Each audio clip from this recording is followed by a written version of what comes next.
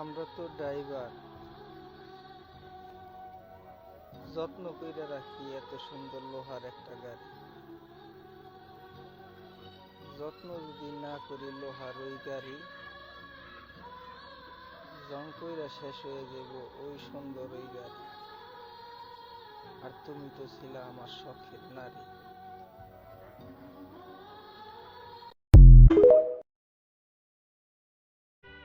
হায় রে ভবিষ্যৎ, তোরে যদি একটাবার সামনে পাইতাম, তোরে গলা টিপা হত্যা করতাম।